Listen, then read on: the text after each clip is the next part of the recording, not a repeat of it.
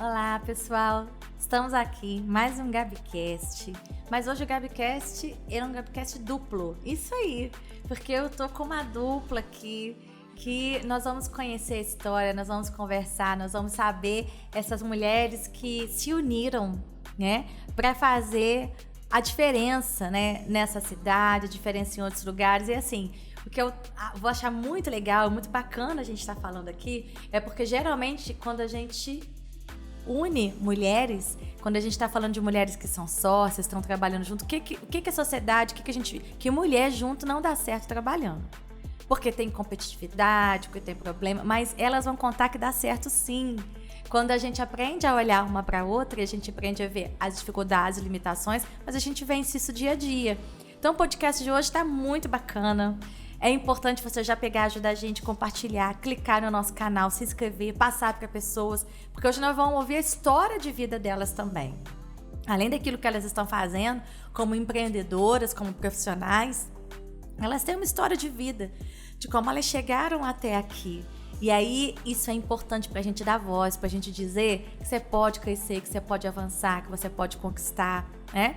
Aproveitando, não esqueça de entrar lá no nosso Instagram, porque juntas nós somos mais fortes. Olhar o nosso livro digital, que acabou de sair para vocês. Então vocês vão poder adquirir o livro digital, indicar para alguém, presentear alguém, porque essas histórias inspiradoras, elas vão chegar em casas, em famílias e vão dizer para pessoas: eu também posso recomeçar, eu também posso vencer a minha dor, eu também posso aprender a conviver com o que eu tô passando. Então compartilha, beleza? Então hoje, sem mais demoras, eu vou deixar elas se apresentarem. Olha, primeiro podcast delas. Chegaram aqui nos bastidores. Eu tô nervosa. Como é que eu vou fazer? Como é que eu não... Falei assim, flui naturalmente, né? E Deus tem me dado essa graça de entrevistar mulheres pela primeira vez em podcast. Isso pra mim é maravilhoso, porque saber que eu tô podendo dar voz para outras mulheres não tem preço.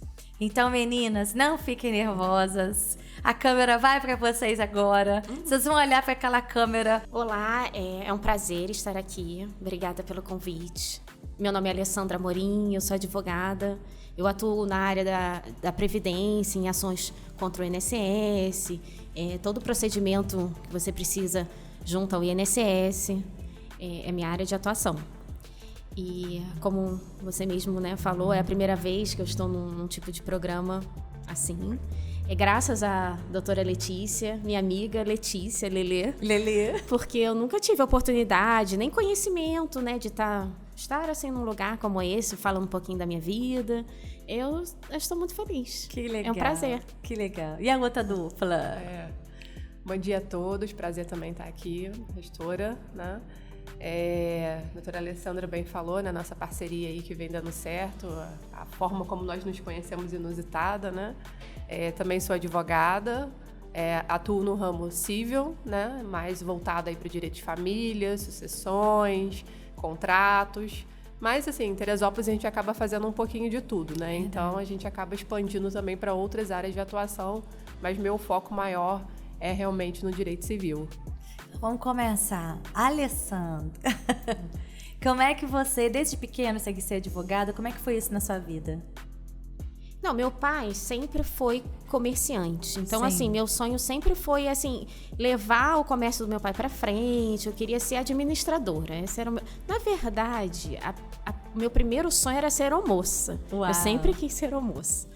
Só que quando eu andei de avião pela primeira vez, eu tinha 15 anos. Eu tive tanto medo, eu tenho muito medo até hoje de andar de avião, que aí eu desisti desse sonho. Aí eu parti para mais essa área de empreendedora, de cuidar das coisas do meu pai. Só que a vida, né, toma alguns rumos, alguns caminhos que a gente não espera. Na verdade, meu pai, a gente acabou perdendo tudo, né? Meu pai não perdeu todo o comércio dele. Aí eu fui para a área de administração, mesmo assim eu continuei nessa área, mas assim, não focada no comércio da minha família. E no primeiro semestre, né, da faculdade, eu tive aula de introdução ao estudo do direito. Aí eu me apaixonei pelo direito. Aí eu fazia até faculdade aqui. Na época nem tinha direito na FESA. Não tinha, era só administração né? E aí eu fui pro Rio, fui estudar no Rio. Foi assim que tudo começou. Mas, na verdade, eu nunca imaginei que eu faria uma faculdade de advocacia e de direito, nunca. Foi mesmo na administração que eu me que apaixonei. Você viu essa possibilidade, Sim. né? Aí eu estou até hoje. Eu amo o que eu faço, adoro o que eu faço. Tem muitos desafios. É verdade. E assim, eu vou ser bem honesta, depois que Letícia entrou na minha vida, a gente está com novos caminhos. Assim, né?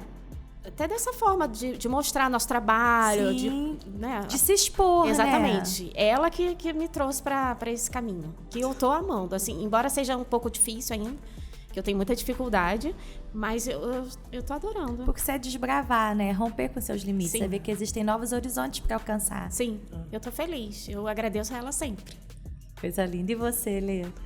Então, eu desde pequena sempre fui muito aguerrida no sentido, assim, de... muito inconformada com as injustiças sociais. Aquilo sempre, desde pequenininha, quando eu via, às vezes, uma criança na escola fazendo bullying com a outra, ou pegando uma coisa que não era sua, aquilo mexia comigo profundamente. O senso de justiça já estava ali desde a infância. Mas, assim, eu não sabia exatamente o que fazer. Meu sonho de infância era realmente fazer medicina. Eu queria me especializar em medicina plástica reparadora, porque eu queria transformar a vida de pessoas que foram acidentadas ou que de alguma forma perderam totalmente uma identidade, né? E de alguma forma eu queria transformar a vida de pessoas. Acho que isso aí sempre correu no meu sangue. E eu sempre amei séries médicas, Grey's Anatomy. Na época era Plantão Médico, eu maratonava. Plantão Médico, é verdade. Ficava desde... Gente, não fale isso não, tá pegando na cidade, gente. Pelo amor de Deus, né? Plantão Médico. Eu não lembro, eu nunca fui muito de assistir Não, eu lembro série. de ser pequenininha, assim, com 8, 9 anos de idade. Eu lembro que dava, acho que no SBT à noite, né? Não sei se era quarta noite, uma coisa assim. Uhum. E minha mãe querendo que eu fosse dormir, e eu ficava ali até tarde, sozinha na sala assistindo Plantão Médico. Eu amava, assim. Meu sonho era fazer medicina. Mas aí eu tenho um pouquinho de dificuldade com agulhas e coisas afim, né? Desmaiava toda vez que ia fazer exame de sangue. Aí você falou, epa! E vi que não era muito pra mim, mas assim, minha mãe... A gente eu tive uma infância bem difícil, uma adolescência bem difícil. Minha mãe e meu pai se separaram quando eu era bem pequena, eu tinha 5 para 6 anos. E minha mãe professora, né, da rede pública, estadual. Então, assim, criou eu e a minha irmã com muita dificuldade financeira. A gente sempre estudou escola pública a vida inteira. Então, eu olhava para aquilo tudo e falava, como? Como algum dia eu vou poder fazer alguma coisa? E na época, assim, adolescente, eu gostava bastante de jogar vôlei na escola. Aí pensava de vezes, por que de repente fazer educação física, que é mais acessível, né? Aí pensei uma época em fisioterapia, que estava um pouco ligado. Mas aí eu trabalhei na época num programa aqui em Teresópolis, que hoje o prefeito Vinícius Clausen até está reestruturando, que é o Promage. Sim. Que existia muitos anos atrás, na época, eu não lembro o nome do prefeito, salvo engano, acho que era o Tricano na época, não me recordo. E esse programa era de inserção de jovens no mercado de trabalho. A remuneração era muito baixa, era apenas mesmo para... Uma ajuda de custo. Uma ajuda de custo, mas eu não estava focando naquilo ali, eu estava focando em alguma atividade que eu pudesse ter uma forma de aprendizado. E aí eu comecei a trabalhar, a partir de um determinado momento, no fórum, na promotoria de infância e juventude e idoso, Dr. Rodrigo Medina, promotor de justiça à época. E dali eu me apaixonei. Vendo o dia a dia ali da atividade forense, na época a doutora Inês, que era juíza da infância e juventude. Aí eu tive um contato bem próximo com trabalho, ela. Né? Ela falou algumas coisas que marcaram a minha vida assim, nessa época. E dali eu sabia o que eu queria fazer. Só que mesmo assim eu não tinha condição financeira alguma para pagar uma universidade, né?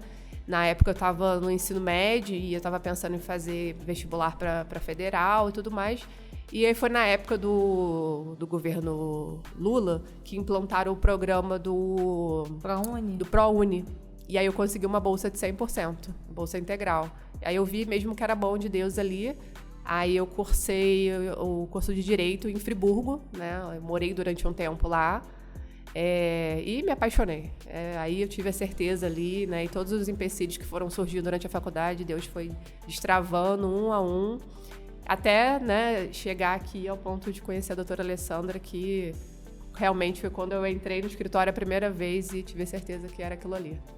E assim, que quando a gente fala das dificuldades, né, que às vezes a gente que vem de uma origem mais humilde ou que perde tudo, né? Sim. Você conseguir... Porque as duas saíram da cidade para estudar. Sim. Né? Sim. As duas precisaram enfrentar desafios novos, quer dizer, dentro de uma cidade pequena. Sim. E precisar, né, deixar a família, deixar amigos, deixar a zona de conforto, né? Porque a cidade era a zona de conforto. Sim. E por exemplo, mesmo com toda a dificuldade, ir para uma outra cidade para se manter financeiramente também. Sim. Porque por mais que você tenha, né, uma bolsa como a Letícia teve, você tem toda uma despesa, né? Você tem a ausência da família, você passa muitas dificuldades e muitas vezes as pessoas não saem da zona de conforto por causa disso, né? Exatamente. Mas até na minha experiência, quando eu fui, como eu realmente morava com meus pais, aquele apego, para mim foi uma experiência maravilhosa, porque eu fui morar numa tem um nome específico, uma república. Aí eu conheci só de mulheres, de meninas. Era maravilhoso. Nossa, eu conheci muita gente. Te destravou muito ali, né? Nossa, foi uma fase maravilhosa, que eu conheci muitas pessoas, que eu perdi alguns medos, realmente, em morar sozinha, fazer tudo. Que aí eu fazia... E no Rio, né? No Rio. Na verdade, eu estudava no centro do Rio e morava em Niterói. Em Niterói? Isso. Mas assim... Mas tinha que pegar ônibus, eu ia de barca. Uhum. Era muito... Mas assim, é uma época que eu tenho excelentes recordações, que eu aprendi muita coisa. Foi uma experiência maravilhosa. Eu até agradeço hoje, porque na época não tinha faculdade aqui de Direito. E desde sempre, eu sempre quis sair da cidade para, né, ter outras oportunidades. Sim.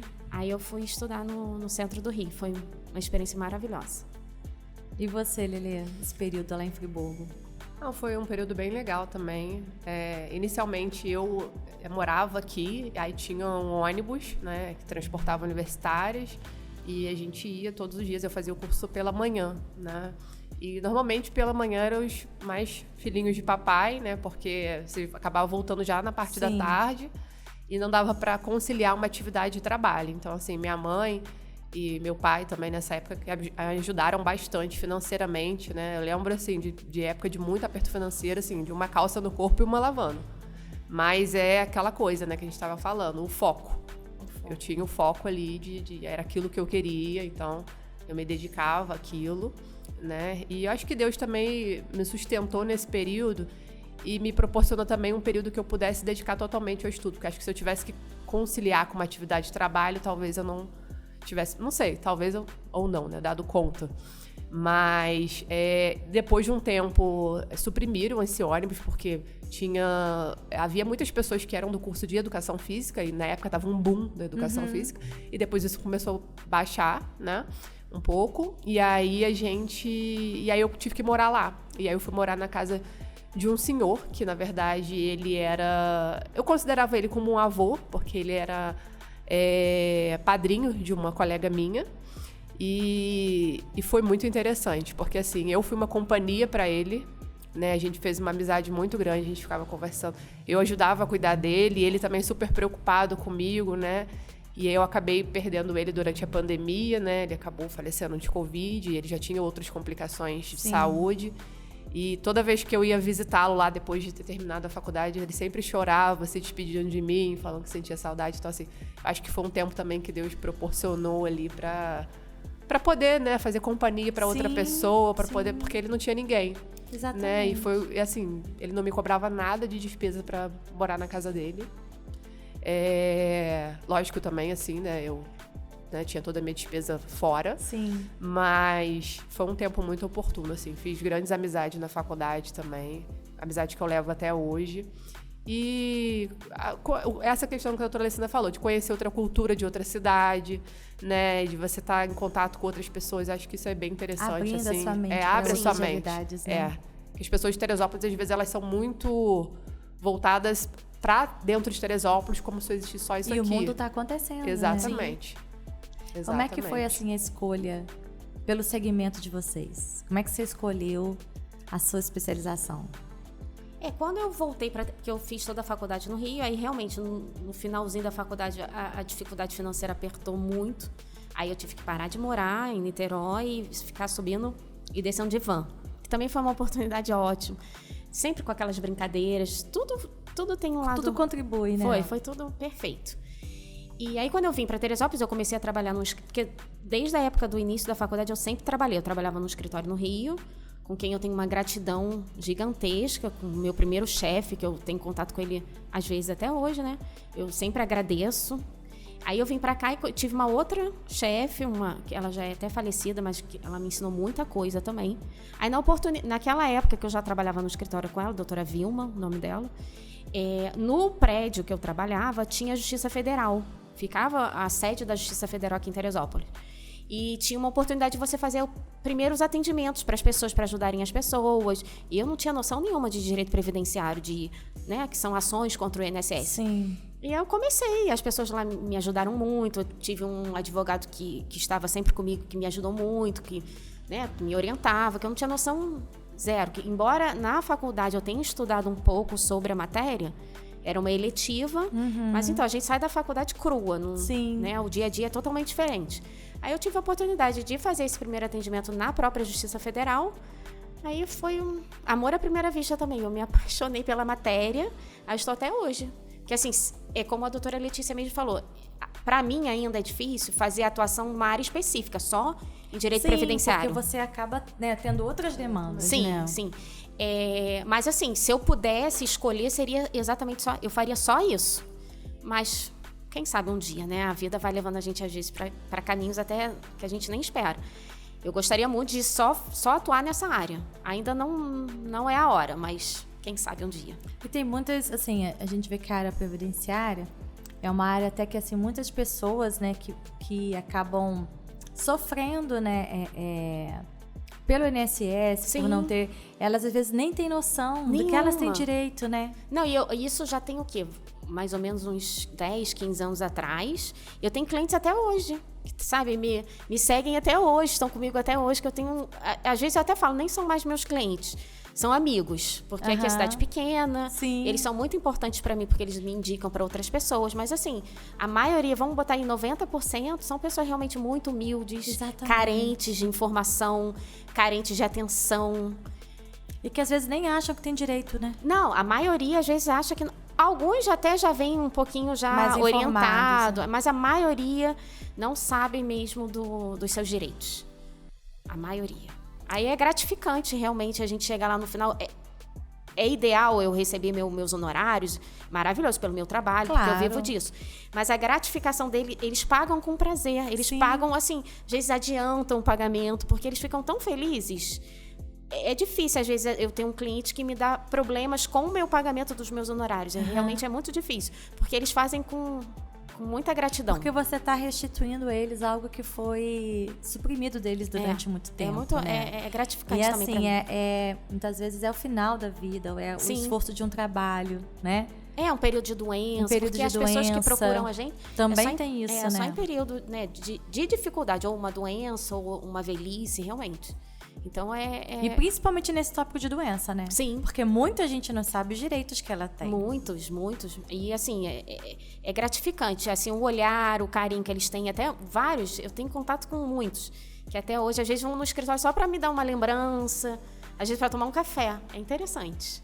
É muito gostoso. É muito além do advogar, né? Porque é muito além disso, né? Verdade. Às vezes eles querem muito conversar, falar um pouquinho da vida, como é que estão agora. Eu tenho muitos clientes assim ainda. E eu gosto muito. Levo no meu coração alguns, até hoje. E você, Letícia, como é que você caiu? Vem muito dessa coisa sua desde pequena, né? Da vontade de ajudar alguém, de fazer diferença. Sim, tem muito disso. Mas na faculdade, especificamente, eu me interessei em especial pela área realmente do direito civil, né? Tive um professor muito bom, eu acho que os professores são determinantes nas nossas escolhas, né? Às vezes a didática de um professor, né? E a identificação que acontece com ele, acho que ajuda muito, né? E me apaixonei pelo direito civil, né? Que é uma área muito abrangente, né? A gente divide o direito civil em contratos, obrigações, sucessões, família, coisas, né? Que são direitos reais. Então, assim, é uma área bem abrangente, né? Mas eu realmente me identifiquei bastante com essa área, me especializei nessa área, direito civil processual civil, né? Que é a legislação processual civil que regula a atuação prática. E também acabei fazendo uma segunda especialização em direito do trabalho, processual do trabalho, né, para regular as relações laborativas. Mas, como eu falei, né, atuo um pouquinho em cada coisa, né, porque Teresópolis ainda, né, é um sonho, mas ainda não dá pra gente atuar apenas num único ramo. Sim. E os clientes vão vindo com outras demandas também, né? Você também faz isso? E acaba estudando e também se formando. Tem uma segunda opção, terceira opção, na verdade, né, que eu gostaria também de... E aí, no caso de um mestrado, né, pensando em direito administrativo na área do direito e direito constitucional, pensando aí na área do ramo do direito público, que é uma coisa que eu gosto muito também. E aí eu dei aula 2 anos de um cursinhos preparatórios para concursos, atuando especificamente nessa área do direito administrativo, propriamente dito, que são as relações entre indivíduo e Estado, né? São as relações de servidor público, né? Regime geral. Então, essas questões aí também eu me identifiquei bastante, assim, né? E pensando futuramente em um mestrado nessa área. E assim, a profissão de vocês, né? É o tempo inteiro lidando com pessoas, né? Isso. Não, e a doutora Letícia, ela atua, embora ela não tenha nem falado nesse momento, com direito criminal também, algumas demandas ela também faz. Algumas questões aleatórias que às vezes aparecem, a gente também Mas é sempre com pessoas, né? Sempre voltado para pessoas, pra né? tentar ajudar da melhor forma. E aí foi muito interessante, assim, né? Porque eu e a doutora Alessandra nos conhecemos numa situação totalmente distinta, né? Depois a gente fala sobre isso. Mas a gente achou uma identificação muito de propósitos, assim, porque ambas, né, queríamos ajudar pessoas acima de qualquer coisa, né? A gente não queria simplesmente um escritório de advocacia que as pessoas entrassem e se sentissem totalmente... Numa relação só profissional. Não, só profissional e assim, distante. Sim. Formal, porque, né? Porque existem escritórios, né? A doutora Alessandra teve uma experiência com isso, né? E tudo mais, que a pessoa entra às vezes e tipo assim, o que eu tô fazendo aqui? Nossa, às vezes assusta, às um vezes advogado, sala, né? quem sou eu? Então, assim, uma situação tão... E não existe problema nisso, né? Uma questão assim, mas tão... Um brilhantismo tão grande, uma decoração, uma coisa que às vezes acaba afastando a pessoa por ela se sentir inibida de pisar naquele escritório. Como se fosse assim, um status, exatamente, né? Sim, tem um status do nome da profissão. E às vezes o profissional é uma pessoa totalmente acessível, mas o ambiente por si só às vezes afasta. Isso, né? Eu sei porque eu trabalhei num outro escritório anterior, né, a gente se conhecer, e que a própria portaria tinha uma nobreza tão grande, assim, que a pessoa tinha vergonha. Tinha gente que o porteiro interfonava pedindo pra gente descer, às vezes para pegar um documento com alguma pessoa, se podia atender ali embaixo, que a pessoa tinha vergonha.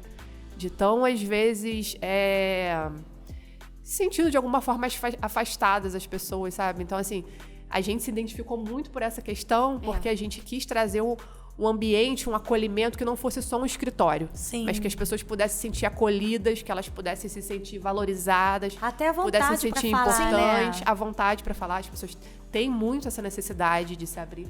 A gente fala que uma segunda atuação nossa é a psicologia.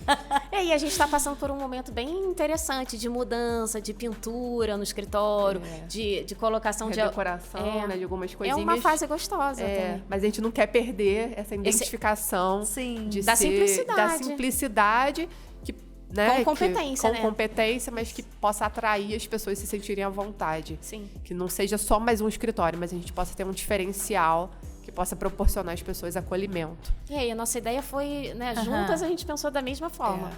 É porque geralmente a gente percebe isso, né? Que quando você vai acionar um advogado, consultar um advogado, né? Principalmente às vezes pessoas que nunca tiveram muito acesso, não precisaram procurar, já entra debaixo daquela barreira, né? Isso. Sim. Tipo assim, como é que eu vou me posicionar? Como é que o advogado vai me tratar? Porque às vezes até as terminologias, né? Que são usadas... Você vai falar numa linguagem que é totalmente o universo de vocês e quem tá aqui do lado não entende nada. Exatamente. Até com uma questão de honorários dos nossos pagamentos, a gente Isso tenta aí. ser bem claros, para depois não gerar dúvida. De contratos bem simples, uma redação... Explicando uma linguagem bem popular, para poder explicar cláusula por cláusula. A gente quer transparência, correção, né? São os nossos valores. Exatamente. E que a gente se identificou, né? Acho que a gente se atraiu por conta disso. Sim. E como é que foi essa nova etapa de vocês, assim?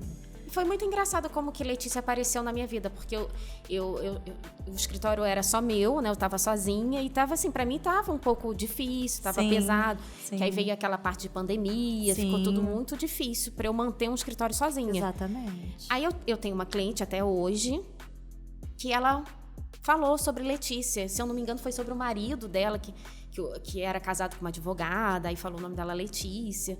E a gente se via o quê? Pouquíssimas vezes no fórum, às vezes numa audiência ou outra, porque eu sempre atuei muito no juizado, que eu fazia audiências no juizado, eu representava Vivo. Então eu conheci muitas pessoas. E aí eu lembro de conhecê-la de vista. E foi assim, por um acaso, essa minha cliente me indicou ela foi lá conhecer no escritório. Sim. E a gente está até hoje. Assim, foi mão... Eu digo assim que foi muito Deus. Porque poderia dar muito certo, como, né, poderia dar muito errado. E até hoje, graças a Deus, a gente está se dando super bem, está dando muito certo. Não, porque foi exatamente isso que eu falei no início, né, quando eu fui falar de vocês. Porque a gente tem muito dentro da gente, né, que mulheres, elas competem entre si. E quando você vai para um ramo jurídico, onde duas pessoas têm um saber e um conhecimento, então, assim...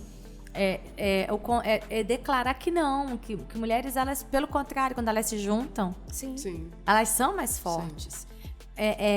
A divergência, muitas vezes, de opinião acontece em todos os ramos que a gente vive. A gente vive isso dentro de casa, com o filho, com o marido, com uma mãe, né? Dentro de qualquer relacionamento que a gente vive.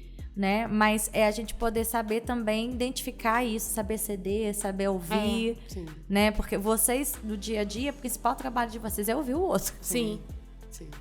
Mas a gente tenta ser bem compreensivo uma com a outra, até para não deixar acumular problema. Porque a gente conversa muito sobre isso. Ó, se às vezes um copo fora do lugar, talvez nesse momento não esteja me atrapalhando, mas se eu deixar acumular, vai chegar no momento que aí a nossa relação não vai chegar no momento que vai explodir. E é isso que a gente não quer deixar acontecer. Até porque tá muito recente. Ela tem quanto tempo que a gente... 1 ano e meio. Tem pouquinho tempo. Mas graças a Deus tá tudo no caminho certo. Mas 1 ano e meio já é um... Não, e ela sempre... O que eu falo sempre pra ela, que assim, é um diferencial na minha vida hoje, ela me incluir nos projetos dela. Geralmente, eu não tive muito isso na minha vida. Então, assim, igual estar nesse podcast... Está em outras oportunidades, ela sempre me inclui. Eu acho isso maravilhoso, porque ela não tem obrigação nenhuma. Eu me sinto lisonjeada, eu sempre falo isso pra ela. Não é só pra ela, né? Ela entendeu que vocês são... Sim. Não, uma equipe. Vocês são duas pessoas que se uniram. Sim. Né? Embora que foi o acaso, foi tudo, mas assim, existe um propósito maior. Eu não penso muito em acaso, não. Não é? Porque assim, eu tô falando, a gente fala que é acaso, mas não é acaso. Sim. As pessoas podem falar, uma coincidência, né? Ela tem uma cliente, né, que conhecia meu esposo e tenha recomendado, mas eu acho que vai além disso. Eu também. Né? Eu creio que Deus une propósitos de uma forma geral, né? E foi muito engraçado, assim, porque eu trabalhei 9 anos no escritório, né, quando eu terminei a faculdade. Minha sogra era cliente desse escritório. E aí eu trabalhei lá 9 anos e no começo foi um lugar de crescimento para mim, de prática. Como a doutora Alessandra falou, né, a gente sai muito cru da faculdade e você se depara com o dia a dia ali, uma realidade, né? Você sai da faculdade cheia de utopia e vamos lá, e vamos mudar o mundo, e vamos fazer, vai acontecer. Você chega na prática e... Totalmente diferente. Né? Totalmente diferente, você fica até meio frustrado. Imagino. E foi um lugar de crescimento, de aprendizado para mim. Só que eu me retardei muito a entender que tinha chegado a minha hora nesse escritório, que eu tinha que começar a caminhar, né, com as minhas próprias pernas. E tive várias oportunidades de parceria com outros profissionais. Eu acho que tem uma parte que, às vezes, a gente tem o hábito de terceirizar a responsabilidade, falar assim, mas não era a hora. E tem uma parte que, às vezes, eu acho que a gente retarda mesmo algumas coisas, né? E a gente se utiliza disso, às vezes, como desculpa para algumas coisas. Que a gente entra numa zona de conforto. Exatamente. E a zona de conforto, na verdade, na maioria das vezes, ela é desconfortável. É verdade. Não tem conforto nenhum. Só é o nome, mas eu tô mal. Exatamente. Não tá mais legal, mas me deixa aqui mesmo. Porque a mudança dá medo, né, de mudar. E aí, esse dono do escritório, né, hoje ele não é mais vivo, mas ele... Né, ele tinha uma situação assim muito para ele queria, eu prestava todo o serviço e, na verdade, o produto final, o ônus, né? O ônus era seu e o bônus era exatamente, né? O produto final ficava com ele, então eu via que, na verdade, eu não ia ter crescimento nunca ali, né? E tudo mais, a gente divergia em questões de valores, também valores que eu digo, valores de vida, princípios, né? Eu sou uma pessoa que eu gosto de tudo muito correto, transparente, o que é, enfim. E a gente divergia nessa parte. E aí eu saí veio a pandemia, eu já estava com uma ideia de sair há bastante tempo, mas ali, aquela situação que você às vezes não entende, né? Só entende depois que passa. Por que você não fez aquilo antes? Né? Mas, enfim, eu consegui sair. Só que eu comecei a desencadear crise de ansiedade, né? A gente estava num período aí, saindo da pandemia, praticamente. Mas eu comecei a desencadear crise de ansiedade, talvez por uma ruptura, né? Que minha vida tenha mudado drasticamente, uma situação de medo. Depois eu fui iniciando, né? Fazendo um atendimento de psicoterapia e vendo que, na verdade, tinha muitas coisas da minha infância, ligado? De insegurança, de baixa autoestima. E que a conta chegou, né? E que a conta chegou e uma hora a corda arrebentou, né? Eu até costumo falar. Eu lembro que a primeira sessão de terapia que eu fui, a minha psicóloga falou que a crise foi a melhor coisa que tinha me acontecido, porque a crise ia transformar a minha vida. Num dia eu saí com raiva dela, que eu só conseguia chorar, mas hoje eu posso olhar pra trás e falar, foi a melhor coisa que me aconteceu, porque através daquilo ali eu saí da inércia e consegui começar a... E aí fiquei 1 ano trabalhando assim de casa, atendendo online, às vezes tinha necessidade de pegar um contato com algum cliente, mas assim, você precisa botar a cara, as pessoas precisam te conhecer. É verdade. E aí eu comecei a pensar, aí minha psicóloga começou a trabalhar muito isso comigo, que eu tinha que pensar em voltar ativa, até para poder melhorar, porque comecei a entrar num quadro depressivo, para poder começar a melhorar, precisava ver pessoas, porque eu sempre fui muito ativa, desde 15 anos de idade, né, que eu trabalho e tudo mais, e ficava o dia inteiro em casa, eu tinha vontade de dormir, não conseguia produzir nada, né, naquela inércia muito grande. E aí essa pessoa falou exatamente da doutora Alessandra comigo. Eu lembro que eu fiz um primeiro contato com ela, né? Aí ela me passou mais ou menos como funcionava, o escritório, as despesas básicas que ela tinha e tudo mais. E eu falei, vou pensar. E adormeci aquela ideia ali, não sei nem se ela se recorda disso. Uns 3 meses depois, né? Eu lembro que a gente estava no período de recesso. Não lembro. Do nada, assim, eu falei, eu tenho que sair daqui. Eu tenho que começar a correr atrás da minha cura. Sim. Eu tenho que entrar tenho em que sair da cama. movimento, porque... E até o podcast, né, que eu fiz antes de vocês, ela falou exatamente isso. Ela falou assim, a gente precisa levantar e arrumar a cama. Gente, isso foi tão forte pra mim, né? Porque exatamente isso, quando a gente entra nesse estágio de se acomodar, às vezes, com uma situação de crise, de tudo que a gente não quer arrumar a cama, né? A gente quer deixar aquela cama desarrumada o dia inteiro e isso leva a gente de volta pra cama. É verdade. Tem um livro até com esse título, né? Comece arrumando a sua cama. É né? mesmo? É. Que acho que, se eu não me engano, acho que ele é um general, alguma coisa assim, do exército que tem esse rigor muito grande, né? De dia a dia. E aí eu fiz, do nada, assim, num período de recesso, né? Minha psicóloga falou, aproveita esse período para pensar o que você quer pro próximo ano. E aí fiz o contato com ela, nós marcamos lá no escritório. No momento que eu pisei no escritório, eu senti Deus falando na mesma hora comigo, é aqui. Foi muito assim, porque eu já tem um colega advogado, ele já tinha me chamado para poder atuar com ele, mas eu tinha ido na sala, era um ambiente masculino, e eu falei, não é. Eu sou muito intuitiva com essas coisas. E eu entrei ali, a gente começou a conversar e eu falei na mesma hora. Fluiu, né? Que bom. E assim, eu acho que a gente é muito parecido e se identifica muito com algumas coisas, né? A gente tem um temperamento muito parecido, acho que isso ajuda, né? E vem dando certo, graças a Deus, né? A gente tem os mesmos princípios, os mesmos valores de correção, de ser transparente, né? Com o cliente também. E, assim, eu sempre tive isso pra mim. Eu não quero só pra mim. Tudo que Deus nos dá tem que ser compartilhado de alguma forma. Porque quanto mais a gente compartilha... Porque se você guarda só pra você, acaba só em você. Verdade. E não é pra isso, né, que nós fomos criados. E aí ela fala, você tá trazendo algumas coisas, me apresentando... Mas isso pra mim, porque eu vivi muito ao contrário disso no escritório que eu trabalhava, de ser só pra... Que eu falei, eu não quero isso. Se Deus tá me dando é pra poder ajudar e vamos lá. Eu falei, eu quero o nosso escritório crescendo. E todas as vezes que eu oro a Deus e peço, né, pra Deus... abençoar o escritório, eu oro por mim, oro por ela e peço cliente para mim, peço cliente para ela, e a gente, né, tá indo além de uma questão profissional, a gente tem uma questão já de amizade hoje em dia, né, e é mais do que uma parceria profissional, nós realmente conseguimos estar levando um pouquinho da nossa cara, da nossa identidade, para que seja um lugar de aproximação, de acolhimento de pessoas, né? Que acho que...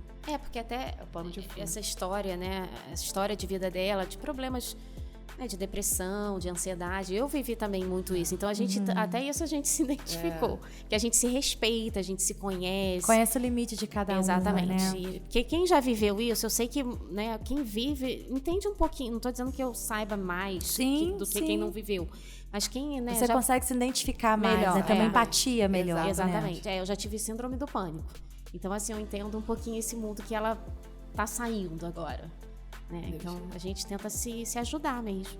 Porque assim, ainda existe, né? Embora hoje a gente está vivendo uma era de modernidade, a gente tem visto mesmo que as doenças emocionais, né? E que às vezes a gente pensa, mas como que surge? De onde que é? Porque às vezes a pessoa não teve uma história como a Letícia teve, que a gente ficou de infância. Às vezes a pessoa não tem e de repente ela desencadeia isso. Da onde que veio? Então a gente vê que... Mas nunca é do nada. Nunca é do nada. Tem uma raiz. Tem um começo daquilo aí. Algo que não foi tratado, que foi incubado. E uma coisa que eu ouvi que eu acho muito interessante. Não é o que te acontece. Isso é aí. o que você faz com o que te acontece. Exatamente. A sua reação, né? E aí, mas a gente vê que às vezes a gente encontra ainda pessoas... Muitas. Que falam assim pra gente. Não, isso é... falta de Deus. Sai aí desse negócio. Cabeça. Né? Você tem que reagir. Você tem... A gente, né, tem que reagir, mas de que maneira que vai reagir? Quais ferramentas? Você tem que se esforçar. A pessoa às vezes não sabe que o levantar da cama pra você naquele dia já é um esforço. Já é uma atitude de reação. Precisa de ajuda. Exatamente. De um profissional. Exatamente. Acho isso muito importante. E existe ainda muito preconceito. Exatamente. Né, você procurar um psicólogo, um psiquiatra. Só toma remédio, meu Deus. Não, é maluco. Né? Então ainda tem muito preconceito. Mas aí a vida vai ensinando e a gente vai ensinando. E eu acho que a nossa reação a isso, né? A palavra-chave é sozinha eu não tô dando conta, eu preciso de ajuda. Ainda existe muito preconceito, né? E a gente faz isso conosco mesmo, né? A primeira vez que também, eu fui né? na sessão de terapia, a psicóloga falou, vou te encaminhar pro psiquiatra, você não tá bem, tá crise de ansiedade. Eu lembro que eu desci, eu ia pela rua, eu lembro que eu fui encontrar minha mãe, eu chorava pelo caminho. Olha, meu Deus, agora eu vou no psiquiatra. Meu Deus.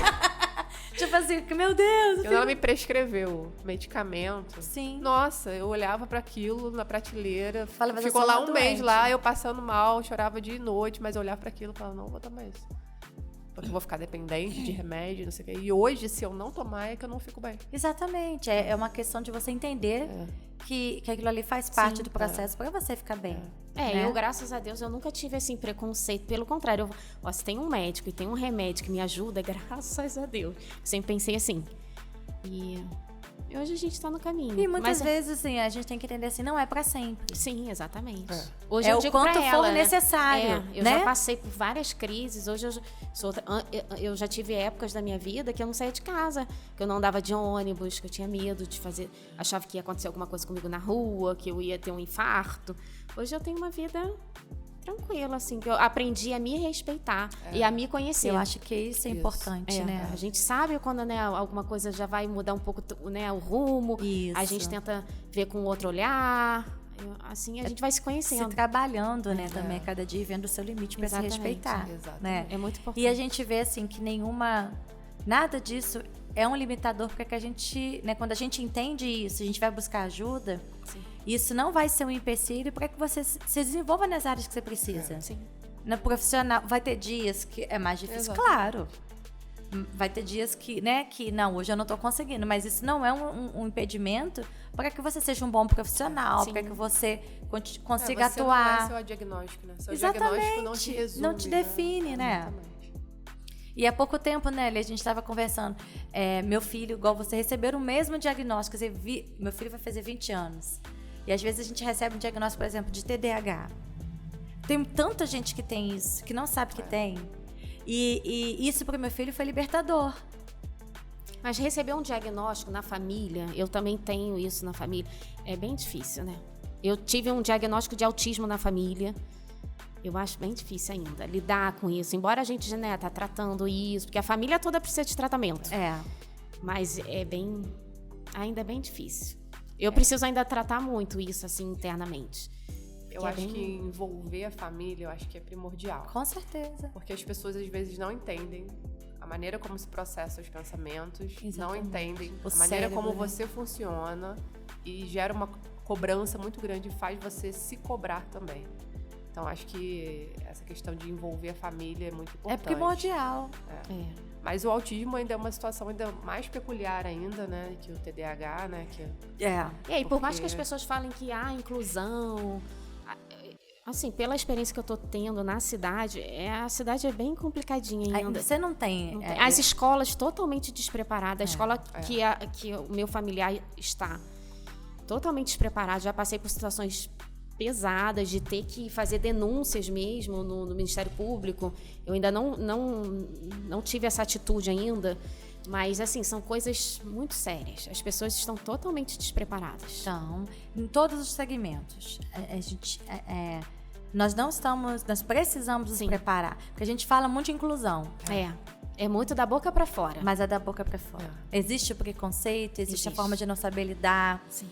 Eu conversei esses dias, tomei um café com uma pessoa que mudou para a cidade.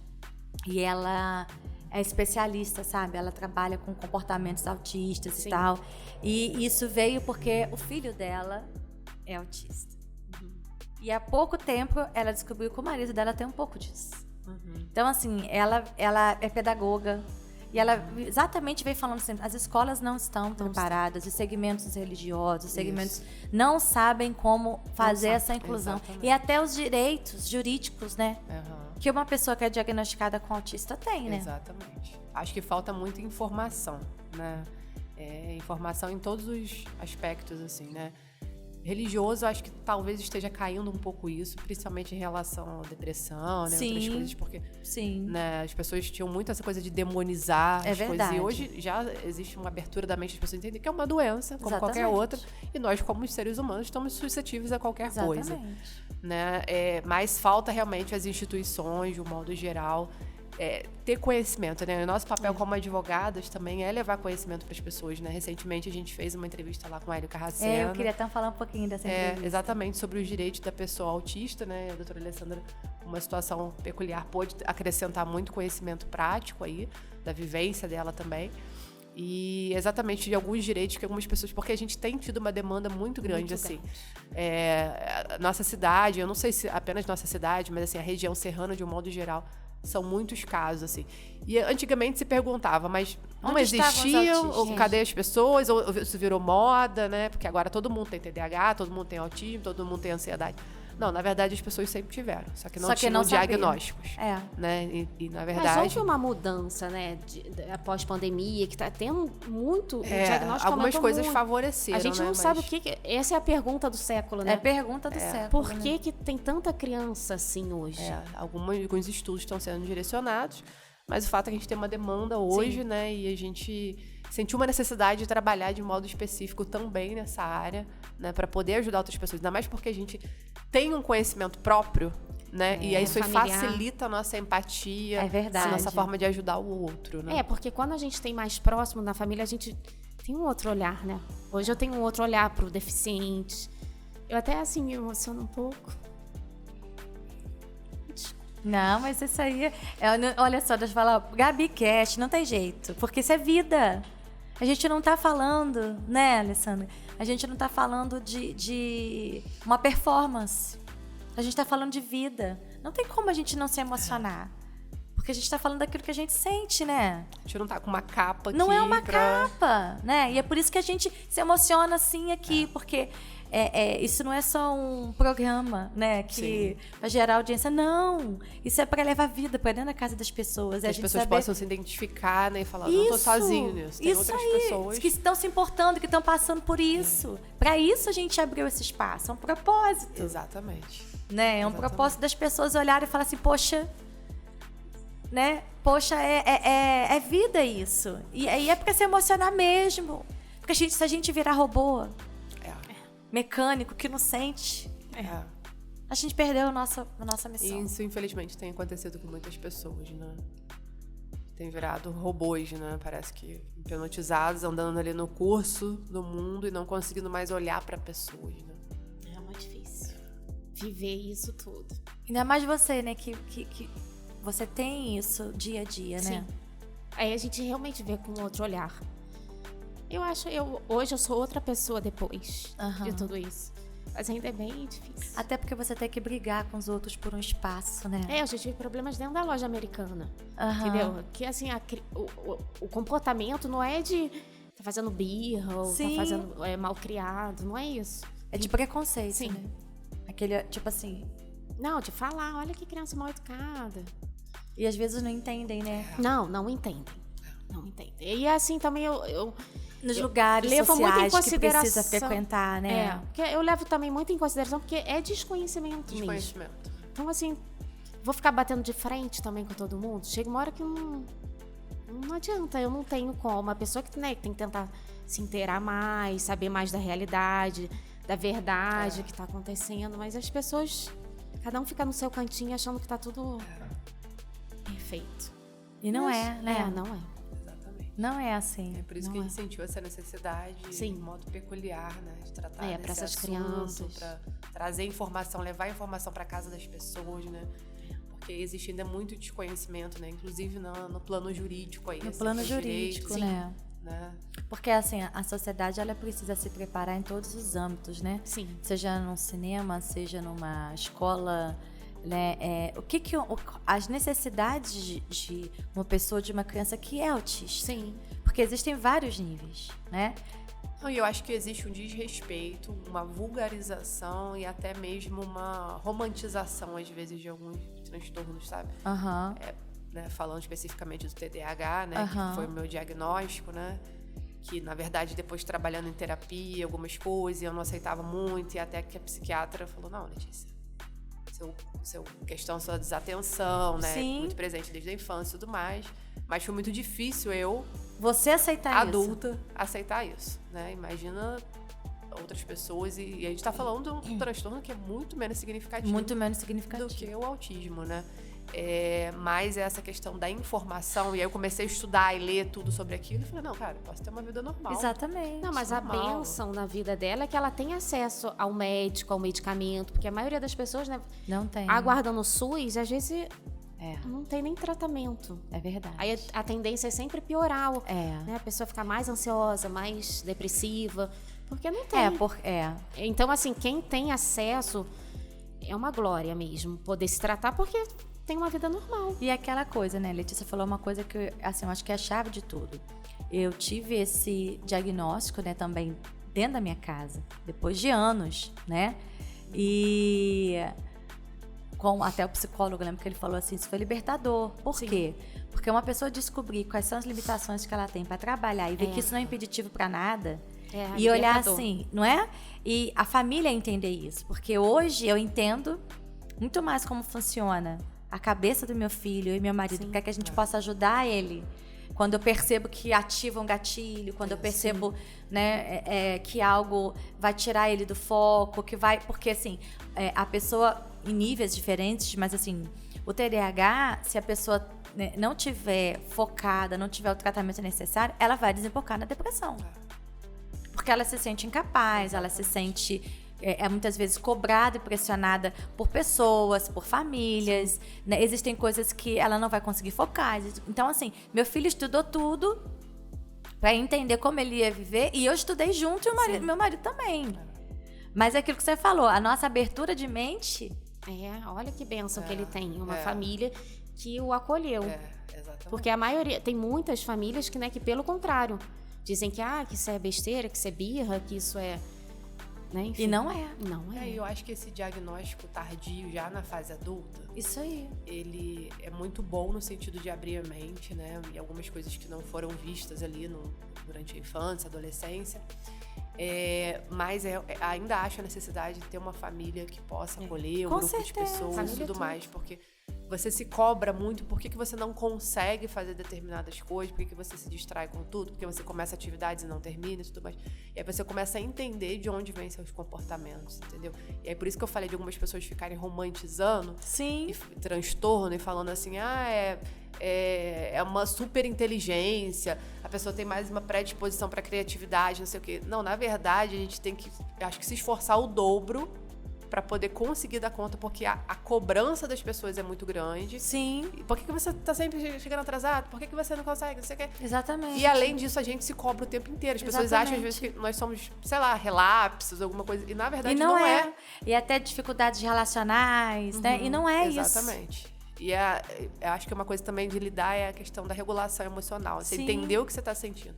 Que às vezes é um sintoma ali no dia e não é você. Isso aí. Né? A ansiedade, muitas das vezes, eu já percebi isso em mim, que eu vim com um transtorno inicialmente de ansiedade. E hoje eu percebo que a ansiedade está muito ligada a quando eu não consigo dar conta das coisas. Então, por causa da própria cobrança, né? Autoconhecimento é tudo. A própria cobrança que a gente faz. Exatamente. Né? E é uma forma de olhar a vida de forma diferente. Você passa a olhar a vida, você passa a se olhar e olhar as coisas de uma forma diferente. Exatamente. Mas precisa ter o envolvimento de quem está do seu lado. Isso é fundamental. Só que às vezes você tem quem está do seu lado, mas você não tem uma sociedade. Igual no caso de um diagnóstico, né? Sim, autista. Por mais às vezes que a família esteja vivendo, mas quer dizer, a família também amparar, né, uma pessoa ali que você tem que sofre do autismo e você também conseguir levar ele para dentro de uma sociedade. Para que ele também não se sinta rejeitado. Não, e a família, ao mesmo tempo, tem que fazer esse papel de acolhimento, de proteção, mas também tem que fazer o papel de defesa do autista. Isso aí. Mas, às vezes, a família também, por uma questão, às vezes, de medo da reação das pessoas, fica com medo, né? Que nem ela contou o episódio que aconteceu, né? Na loja. E você quer fazer o quê? A proteção do seu filho ali. Exatamente. Mas se você vai fazer o quê? Vai pegar vai sair brigando, um megafone e falar assim, olha, ele tá reagindo assim porque ele tem um transtorno. Você vai expor mais ainda. Entendeu? Então, assim, às vezes, se pra família já é difícil lidar, imagina pra uma sociedade discriminatória, preconceituosa como a nossa, e que muitas vezes não entende as pessoas. Né? E assim, embora os diagnósticos hoje cada vez sejam mais comuns, mas ainda falta as pessoas abrirem muito a mente, né? Isso que eu acho que é um dificultador, às vezes, até para um diagnóstico. É verdade. E como que a gente quer o respeito das pessoas se a gente, às vezes, não consegue respeitar quem está dentro da nossa casa? Sim. Entendeu? Então, acho que falta levar muita informação e conhecimento às pessoas, sabe? Nós não somos o produto daquilo ali que nós apresentamos, nós somos muito mais que isso. É verdade. Né? Você não é o seu diagnóstico. Não, e a criança fazendo tratamento, lógico, existem graus de autismo. Sim. Mas pode viver uma vida normal, como qualquer outra. A Esther Nunes, né, que estava falando aqui com a gente, ela contou de uma situação que eu achei muito legal, que ela entrou dentro de uma casa para cuidar de uma criança autista de 6 anos. E ela disse que a criança era muito agitada, não conseguia parar para ouvir, era agressiva e tal. E através da música, que legal. que ela começou a fazer o trabalho dentro da casa, a criança começou a abraçar, começou a cantar, toca vários instrumentos. E hoje, quando a criança está num dia mais difícil, eles já começam a colocar a música e daqui a pouco ela calma. Exatamente. Que bem. Então, assim, você imagina para uma família que tem uma criança de 6 anos. Sim. Diz que ela tem vídeos no YouTube, você começar a ver o seu filho se abrir, a sua filha se abrir. É através de um trabalho de música. Claro que tem toda, né? Sim, claro. Mas a música ser um instrumento para que aquela criança possa interagir. Sim. Recentemente eu atendi uma pessoa, ela tem uma filhinha de 6 anos, a menina foi diagnosticada com autismo. E o pai, ao saber desse diagnóstico, abandonou completamente, se mudou para outro estado, é uma pessoa muito bem sucedida, só paga a pensão alimentícia, não quer participar da vida da criança. Como se fosse uma doença, tipo assim, uma doença contagiosa, e né? a criança é mega ultra inteligente. Ela tem um QI acima da média. Ela, desde 2 anos de idade, sabe falar quase tudo inglês. Então, assim, falta o quê? Desenvolver as potencialidades que todos nós temos. Verdade. Né? Mas se a pessoa ficar naquela redoma de preconceito, não vai sair do lugar, não vai dar o apoio devido. Quem dirá se amanhã depois essa criança não vai se tornar um cientista? É verdade. Gente, eu não sei se vocês viram no programa do Hélio, porque tem uma escola de inovação na Beiralinha, né? E lá estuda uma menina autista. E ela descobriu 4 asteroides. E lá eles têm um contato com a NASA, mandaram para a NASA. Um desse asteroide, nunca ninguém tinha visto. E o Hélio levou lá no programa e ela explicando para ele, não, muito fácil descobrir. Foi assim, assim, assim, assim. E vai levar até o nome dela. Porque era um asteroide que nunca ninguém tinha visto. Uma menina autista. O irmão dela é autista. E o irmão dela é especialista em coisas de ônibus, sabe? Conhece todos os ônibus de linha de ônibus do mundo inteiro. Então, assim, é você saber converter aquilo. Isso. Sim. Isso. Pra que a criança também se sinta, poxa, eu sou especial, Sim. né? Eu tô usando a minha potencialidade Isso. e sendo aproveitada. Sim. Né? Mas encontrou uma escola que receberam os 2 irmãos. É isso que é importante, o acolhimento. E é apesar de, né? Michael Phelps, maior medalhista olímpico.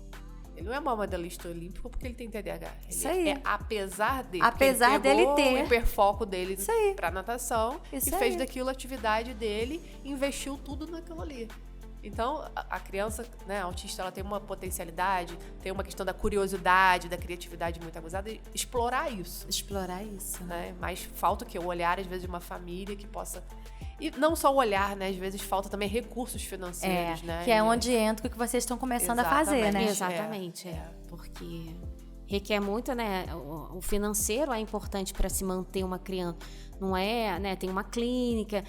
Não são baratas. Não são né? O tratamento realmente é bem pesado. Se não tiver multidisciplinar, se não tiver um plano de saúde, eu acho que assim o tratamento é bem caro.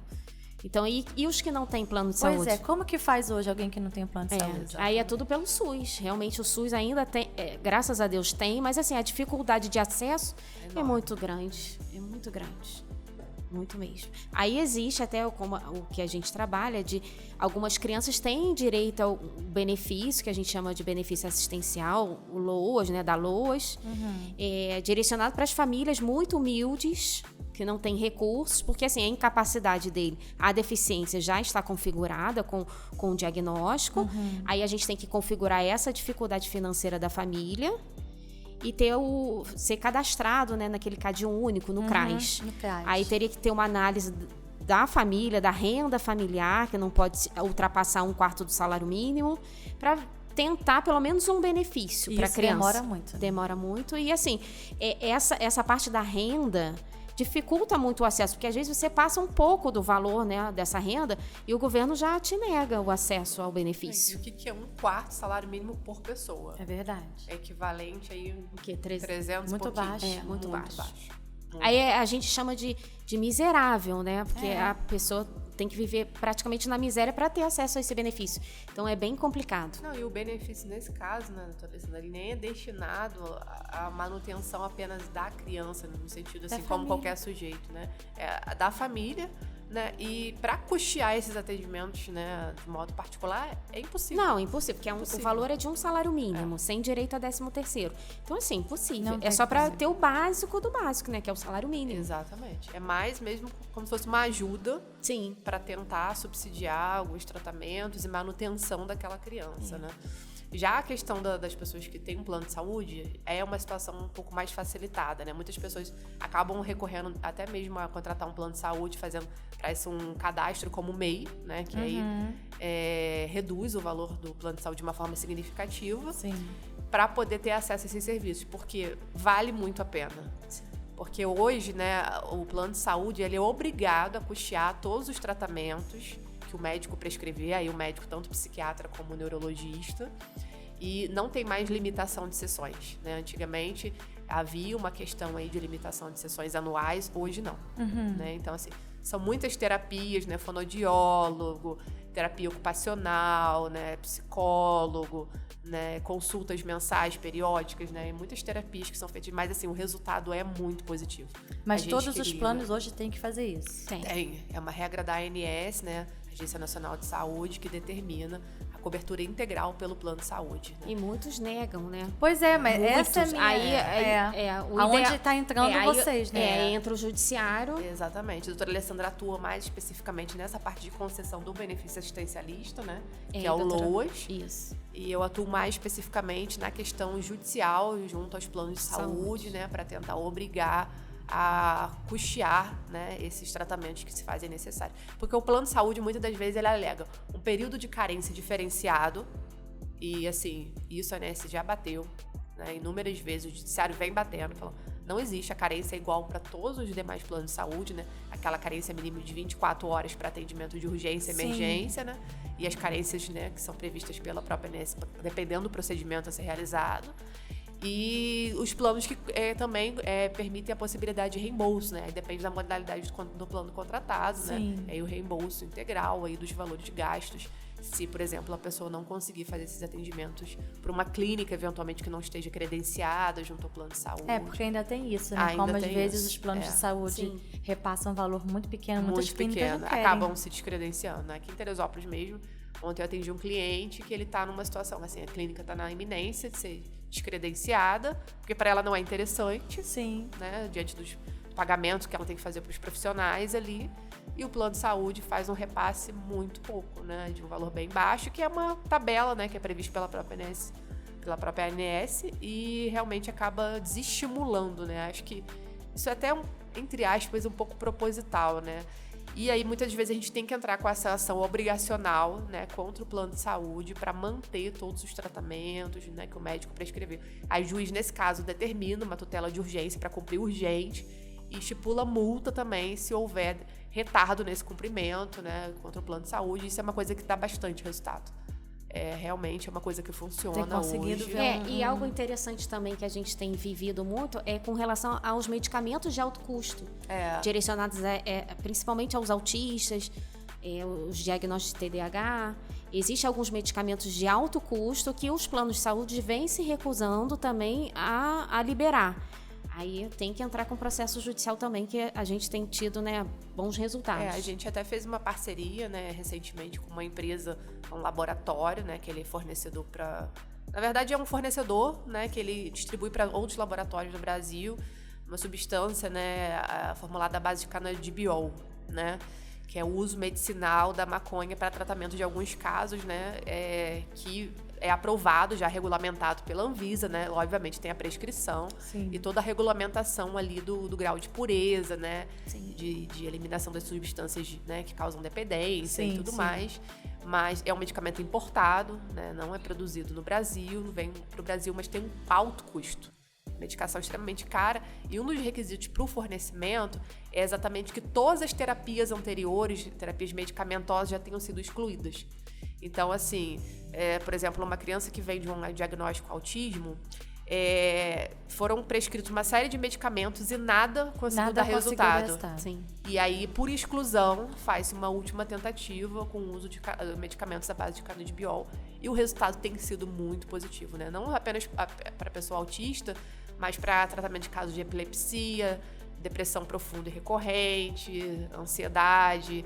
Então, assim, tem sido um resultado bastante positivo. A gente fez parceria com uma empresa, um laboratório, fornecedor, exatamente para poder ajuizar essas demandas, obrigando tanto a fazenda pública, né, que no caso aí que se demonstra mais interessante é o Estado, né, quanto como os planos de saúde também a fornecerem esses medicamentos, né, desde que haja prescrição médica, regulamentação da Anvisa, esteja no rol lá prescrito, tudo certinho. Que tenha passado por todos os pré-requisitos de tratamento, exatamente, né? E assim, ainda existe muito preconceito, né? Porque as pessoas pensam, o uso de maconha é medicinal. Mas não, tudo que está aí na natureza, de alguma forma, tem a sua benesse, né? A questão é o bom uso, né? Então, aquilo ali manipulado da forma correta e tudo mais. Né? Ainda está numa fase inicial, mas assim, já há quase 8 anos a gente já tem uma regulamentação nesse sentido, entendeu? Então, já não é tão recente assim. Como tem sido para vocês, assim, lidar com essas, né? Porque hoje vocês, embora fazem tudo, né? Que você falou assim, hoje vocês têm também tido uma vertente muito forte para ajudar famílias nesse sentido, né? Como tem sido isso para vocês, assim? Para mim, assim, eu vejo como o acesso é muito difícil, a nossa ajuda traz um certo conforto para a família, por mais que seja um benefício, eu digo assim, mais com relação ao benefício previdenciário. Sim. É pouco, é um salário mínimo, mas pra gente é pouco. Mas para essas famílias é um alívio, às vezes, no final do mês, não faltar determinadas coisas. Porque, assim, como eu tenho acesso a pessoas que faltam o básico, eu já tive clientes que foram no meu escritório que não tinham papel higiênico. Meu Deus. Eu tive... Foi até uma situação bem difícil. A pessoa chegou para mim, Alessandra, eu não tenho papel higiênico. Eu tinha até um rolo, né, fechado no escritório, eu dei. Então, assim, essas pessoas falta do básico. Então, para eles, o acesso a É como se estivessem ganhando uma fortuna. Porque, assim, eu sempre falo isso para as pessoas. Para a gente, talvez, não é nada. Talvez, um salário mínimo não dá para nada. Ou, lógico que a maioria dos brasileiros vivem com isso.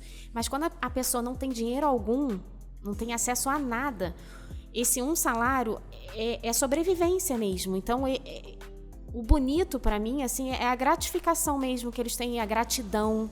Porque salva vidas. É verdade. E assim, o INSS ainda tem uma dificuldade muito grande de liberar o acesso para essas pessoas, porque são muitos detalhes. O processo administrativo junto ao INSS tem todo um procedimento que tem que ser seguido. Se você foge um pouquinho daquilo, uma vírgula que seja, eles já botam seu processo para o final da fila. Indeferido, né? E eu, então, às vezes nem indeferido, mas às vezes assim, prolonga, né, a concessão daquele benefício. Ou, às vezes, indefere por falta de algum documento. Então, assim, eu acho que o INSS ainda dificulta muito. Então, como a gente trabalha só com isso, já conhece todos os caminhos, né, tenta minimizar esse tempo, tenta, né, diminuir o tempo para ter acesso um pouco melhor, um pouco mais rápido. Porque, de qualquer maneira, sempre demora um pouco. Sempre demora. Sempre. Mas assim, as pessoas... Mas sai, né? Sai.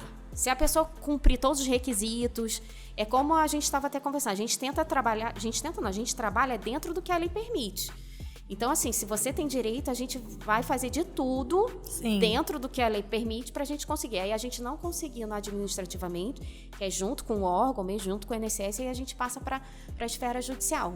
Que às vezes também demora um pouquinho, mas que no final a gente sempre consegue um resultado positivo se a pessoa tiver todas as características para o benefício. O importante é não desistir, né? Porque assim, muitas pessoas não procuram ajuda porque já acham que não vai...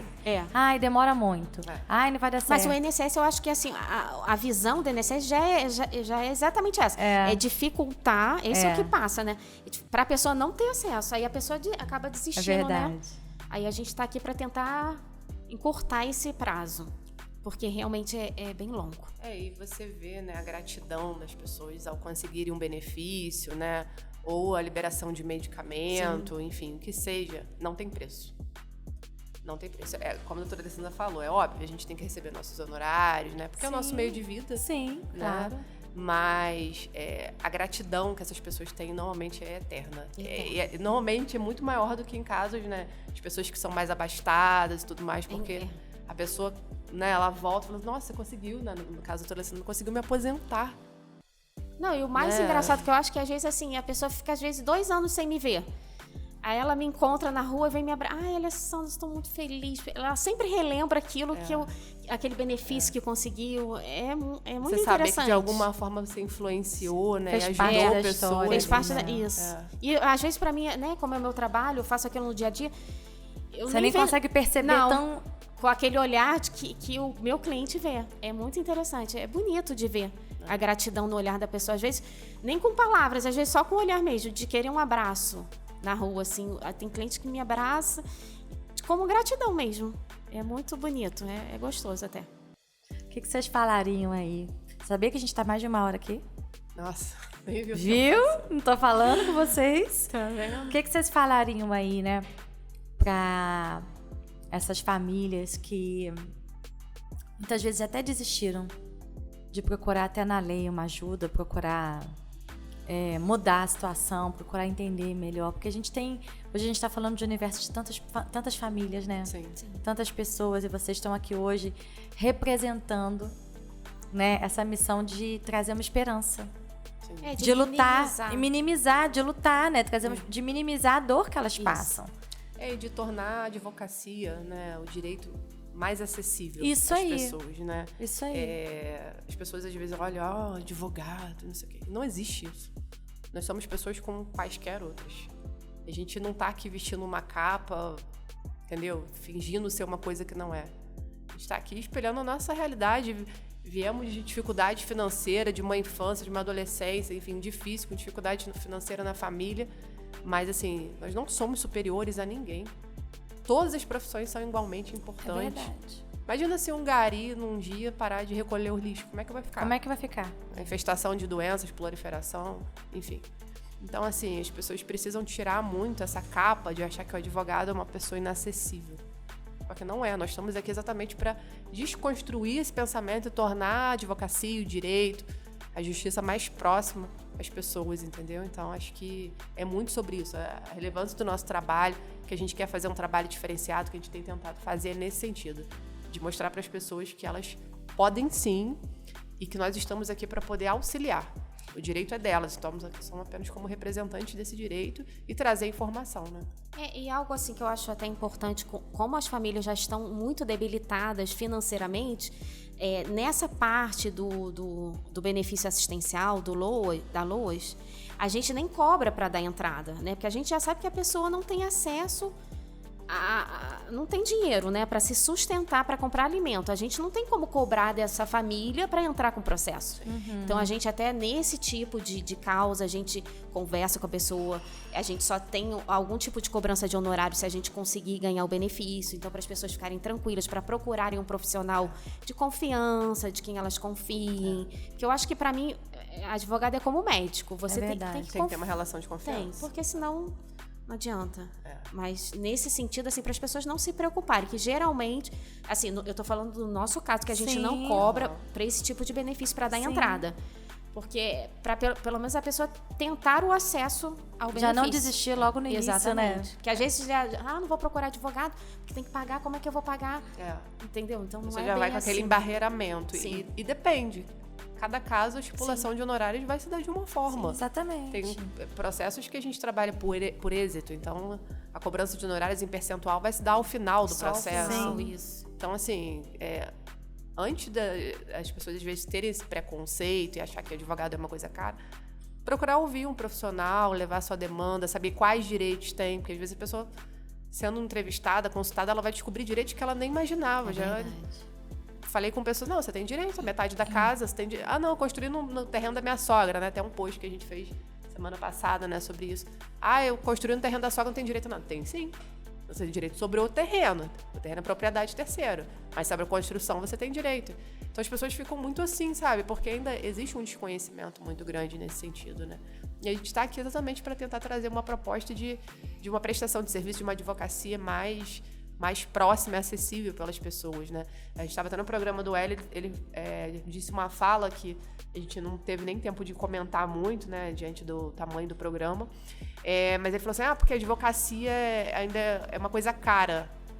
E aí eu fiquei pensando, não, caro, na verdade, é você não procurar conhecer seus direitos. É verdade. Sim. Você vai fazer um contrato de locação, você compra ali um contrato na papelaria de R$2 e redige a sua maneira, que não se adequa ao seu caso, às suas necessidades. E aí depois você aluga o seu imóvel, você vai ter problemas depois de uma ação de despejo e tudo mais. Então, caro, às vezes, também as pessoas precisam um pouco valorizar o trabalho do outro. É verdade. Né? Porque a gente tá numa sociedade de consumo muito grande, que as pessoas são atraídas por aquilo que elas podem ver, aquilo que é palpável. Sim. Né? E às vezes valorizar um trabalho de um profissional, né, que te ajudou, né? Então acho que a gente precisa mudar também, ter uma mudança de cultura nesse sentido, né? E a gente costuma falar às vezes, se a pessoa quiser fazer uma consulta com um médico particular, se ela não pagar a consulta, ela vai ser consultada? Exatamente. Não. Então assim, as pessoas também têm que mudar essa percepção, né, sobre advogado é rico. Sabe? De onde tiraram isso? Exatamente. Né? Então, as pessoas precisam ter uma mudança de ótica, né? E valorizar o profissional que te ajuda ali e tudo mais, né? E ouvir esse profissional. Que tá lá empenhado, né? Qual é a forma de pagamento? Exatamente. Eu posso pagar ao final, né? E não estipular, vai ser caro. Que é caro? Às vezes não. Né? Tipo assim... Depende. Que... Caro é o perecimento do seu direito. Né? Exatamente. Tem coisas que não tem preço. Sim, exatamente. Ou ser consultado, às vezes, por um profissional de índole duvidosa, né? Como alguns casos que frequentemente têm chegado até a gente. Né? Bastante, assim, de pessoas que foram contratadas, às vezes, por outros profissionais, e contratos lacunosos ou dúbios no entendimento, e percepção de honorários de uma forma totalmente discrepante, né? Enfim. E que depois a gente fica tentando consertar aquilo que às vezes não tem muito o que fazer. Não tem muito. Entendeu? Então, assim, Antes de contratar, pesquise sobre o profissional, né? Nunca vá Estabeleça uma sozinho numa relação de consulta. Eu sempre falo isso. Exatamente. Vai sempre com alguém, né? Às vezes leva até um contrato porque quer levar, tá com dúvida. Mas só faça aquilo se tiver certeza. Porque a gente tá aparecendo muitos clientes no nosso escritório com problemas com outros colegas de cobrança de honorários. Tem uma demanda muito grande nesse sentido. Né? E a gente tem que ser muito ético nessa hora. Exatamente. E não falar do trabalho de outro profissional. Claro, mas cada um tem uma forma de trabalho.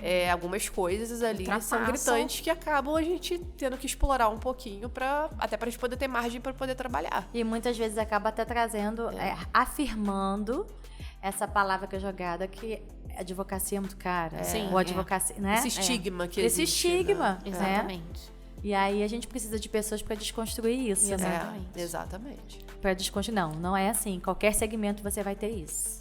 A gente redige ali um contrato de honorários, uma procuração, a pessoa vai assinando e fala, não, leia primeiro. Exatamente. Você tem que ler o que você está assinando. Às vezes você está aqui exatamente porque você está com um Talvez problema. você tá me entregando tudo, você não tá nem vendo. De uma situação anterior que te trouxe até aqui exatamente porque você não leu um contrato anterior. Que as pessoas têm até preguiça de ler, né? É. Talvez porque não entendem. Ou às vezes... Então, por isso que a gente sempre fala, vem sempre acompanhado, né, para assinar o contrato, para ter alguma dúvida. Pessoa idosa, não ter vergonha de perguntar. Tem alguns que ficam com vergonha, né? com vergonha de perguntar. Sim. A gente gosta de explicar cláusula por cláusula, o que significa. Colocar uma linguagem bem simples. Tirar todo esse juridiquês para poder falar e atender as pessoas. A gente tenta ser mais... porque esse âmbito aí vai quando vocês vão para as esferas que vocês lidam, né? Com juízes, promotores. Ali precisa ser colocado isso. Ali a gente precisa falar com o público. Isso, Não precisa, né? Não precisa. Poxa, legal. Olha quanta coisa a gente já falou. Verdade. Né? Muita coisa. Então, assim, vamos dar uma mensagem final olhando para aquela câmera ali. Fala para uma pessoa agora, a Lei, depois Letícia. Uma pessoa agora... que você está pensando numa pessoa que está querendo desistir dos direitos dela, o que você falaria para ela? Então, nesse momento eu acho que assim, a vida faz de tudo pra gente desistir, principalmente o governo que a gente tem, faz de tudo pra gente, vai no INSS, tem toda aquela dificuldade, tem todo aquele empecilho. Já é feito para isso, mas não desista, porque tem saída, existe uma solução, existe um outro caminho. Que o nosso direito a gente tem que correr atrás, porque se a gente deixar o que a maioria já deixa para fazer, deixa para lá, esquece, perde o direito. Então a gente não pode deixar isso acontecer, a gente não pode desistir, a gente tem que correr atrás do que é nosso. E a gente está aqui, assim, os profissionais do direito estão aí para te ajudar, para tentar minimizar o prejuízo que já acontece. Mais ou menos isso. E Ale, eu queria que falasse assim no sentido de vocês, né, da trajetória de vocês, assim, como uma pessoa que nesse momento se sente limitada de exercer qualquer profissão por algum diagnóstico emocional, mental, relacional. O que você falaria para uma pessoa dessa? Olhando para aquela câmera ali. Então, eu falaria que você não é o seu diagnóstico, né? É muito ruim, às vezes, você receber um diagnóstico, mas às vezes também pode ser libertador para você conhecer, né? Acho que a pessoa que recebe um diagnóstico, ela tem um privilégio, às vezes, de se conhecer como ninguém, né? E ir atrás de informações. Porque a ausência de informações, muitas vezes, ela é limitadora, né? Então, na verdade, você pegar esse diagnóstico, transformar isso numa ferramenta de autotransformação e como eu posso usar isso para ajudar outras pessoas, né? Porque nós estamos aqui em uma missão, né? Primeiro de evolução própria, né? De a gente realmente se desenvolver enquanto pessoa. E isso, de alguma forma, tem que transbordar para o outro, né? Então, a gente poder ajudar pessoas, né? Seja através da nossa profissão, da nossa missão de vida, eu não sei qual vai ser o seu campo de atuação, mas de alguma forma você vai ajudar, nem que seja uma pessoa na rua, que esteja numa fila, que esteja ali numa situação, você vai poder dizer, eu passei por isso. Mas não se baseie unicamente no seu diagnóstico, você não é o seu diagnóstico, né? Existem ferramentas aí, procura ajuda de um profissional, né, para poder te ajudar, isso é super importante, né? E não desista, sabe? Porque se você olhar só para quem você acha que você é, né, e a nossa mente muitas das vezes mente pra gente, você vai ficar aí nessa auto-ruminação eterna. Então, realmente procura ajuda, né, na questão de direitos, de programas, de medicamentos, enfim, tudo que você possa ter acesso, né? E nós estamos aqui para poder te ajudar, né? Se pudermos contribuir de alguma forma, não apenas através da nossa atuação profissional, mas enquanto pessoas também, nós ficamos à disposição. É isso, vocês, né, quiserem o contato delas, foi colocado aí, está sendo colocado no podcast, né, o contato profissional delas. Elas estão numa fase mesmo de entender que elas precisam se expor. Não é fácil muitas vezes a gente ir para a câmera, a gente ir para o Instagram, mas isso é necessário. Se a gente quer dar continuidade à nossa voz, elas estão nesse momento, né? Então tem aí o Instagram delas, vocês vão estar vendo posts tremendos que elas estão fazendo através aqui da nossa produtora, a Zion, né, que tem ajudado elas também. Então, assim, chamem elas no direct, elas vão responder vocês, né? E eu queria agradecer de cara, meninas, né, por estarem vencendo também as limitações de desafios, de estarem aqui se expondo, falando, porque quando a gente fala, né, publicamente, via mídia digital, a gente tem uma voz que tá lá, gravado, tá ratificado que você falou, né? E vocês resolveram transcender a missão de vocês para além daquela parede do escritório. Sim. Mas vocês se posicionaram, né, para serem uma voz, sim, para levar informação, para levar interesse, para levar conhecimento e para dizer, olha só, nós estamos aqui para ajudar vocês. Nós que agradecemos. Nós que agradecemos, né? Foi super tranquilo, eu tava bem ansiosa, mas foi super tranquilo, foi um bate-papo gostoso. Obrigada pela oportunidade. Sim, nós que agradecemos, né? Ficamos felizes e honradas de poder ser incluídas aí no meio de tantas mulheres empreendedoras, né? E estarmos aqui hoje com você, uma honra. E que a gente possa, através dessa missão, né, desse canal, ajudar muitas outras pessoas, né? Se uma pessoa for alcançada, já valeu a pena. Exatamente. Gente, compartilhem esse podcast, porque eu tenho certeza que isso vai abençoar e ajudar muitas famílias que estão nesse momento, precisando de ajuda, precisando de um conselho, precisando saber os seus direitos, né? Em várias áreas da sua vida. Então, compartilhem, porque eu tenho certeza que você vai alcançar uma família que vai ouvir esse podcast aqui e vai falar assim, gente, tem jeito, eu posso correr atrás, tá bom? Fiquem com Deus, beijinho no coração de vocês.